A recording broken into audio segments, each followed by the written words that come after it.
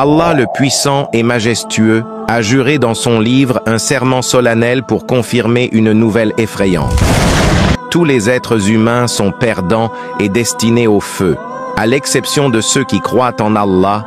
Il dit, par le temps, l'homme est certes dans la perdition, à l'exception de ceux qui ont cru, ont accompli les bonnes œuvres, se sont recommandé la vérité et se sont recommandé la patience. L'imam Shafi'i, qu'Allah lui accorde, sa miséricorde, a dit, si les gens ne méditaient que sur cette sourate, cela leur suffirait, car elle résume toute la religion.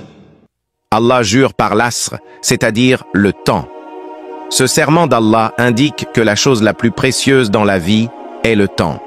Allah, le béni et le Très-Haut, jure dans son livre par Al-Asr, qui est une de ses créatures. Il a le droit de jurer par ce qu'il veut parmi ses créatures. De même, le temps est le cadre des actions humaines, bonnes ou mauvaises, obéissantes ou rebelles, d'approchement ou d'éloignement d'Allah.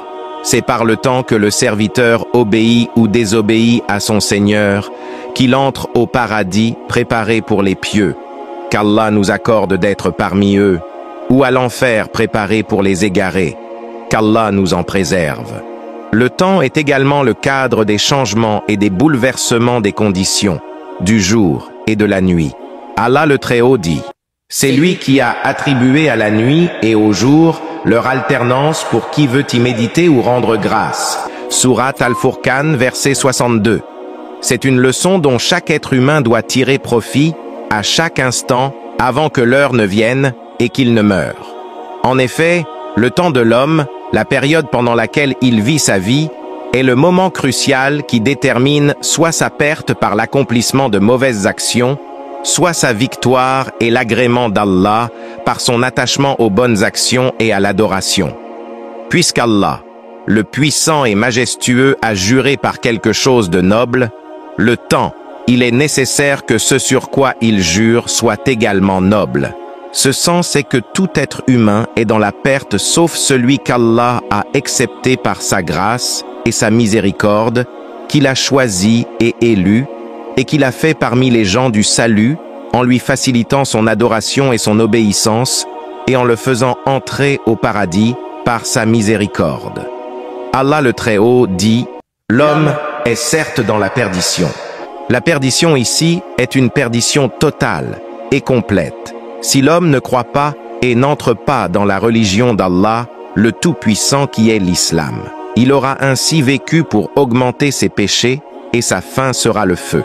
Il aura perdu la vie d'ici-bas et de l'au-delà. C'est bien cela la perte la plus évidente.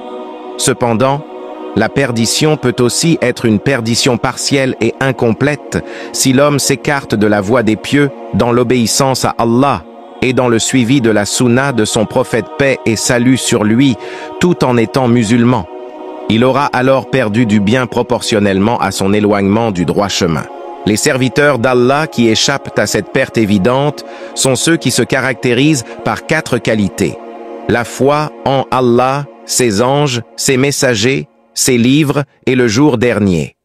Cette foi ne peut se concrétiser qu'à travers la connaissance et les bonnes actions. L'exhortation à la vérité. La vérité englobe la foi, l'exhortation aux actes d'adoration et aux bonnes œuvres, et l'appel à leur accomplissement. L'exhortation à la patience.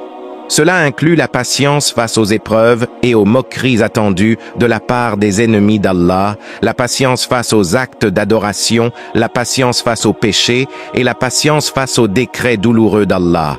De plus, seul Allah a le droit absolu de jurer par ce qu'il veut, quand il veut et sur ce qu'il veut. Quant à nous, êtres humains et créatures, il ne nous est permis de jurer que par Allah le Très-Haut. Il ne nous est donc pas permis de jurer par nos pères, nos mères ou aucune autre créature, car le serment est une forme de glorification. Et la glorification n'appartient qu'à Allah seul, sans associé. D'après Ibn Omar, qu'Allah les agrée tous deux, le prophète paix et salut sur lui a dit, « Allah le Très-Haut vous interdit de jurer par vos pères. Quiconque jure doit jurer par Allah ou garder le silence. Allah est très haut et plus savant. »